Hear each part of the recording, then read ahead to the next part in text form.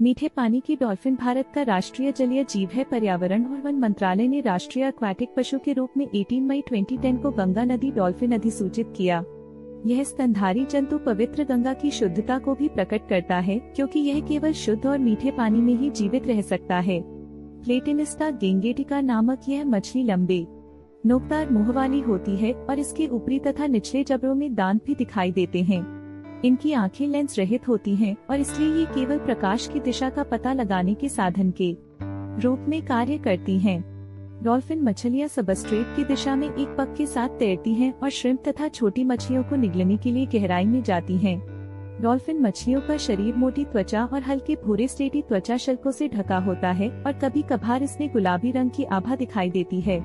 इसके पग बड़े और पृष्ठ दिशा का पग तिकोना और कम विकसित होता है। इस स्तनधारी जंतु का माथा होता है जो सीधा खड़ा होता है और इसकी आंखें छोटी छोटी होती है। नदी में रहने वाली डॉल्फिन मछलियां एकल रचनाएं हैं और मादा मछली नर मछली से बड़ी होती है। इन्हें स्थानीय तौर पर सुसु कहा जाता है, क्योंकि यह सांस लेते समय ऐसी ही आवाज निकालती है। इस प्रजाति को भारत, नेपाल, भूटान और बांग्लादेश की गंगा, मेघना और ब्रह्मपुत्र नदियों में तथा बांग्लादेश की कर्णफूली नदी में देखा जा सकता है।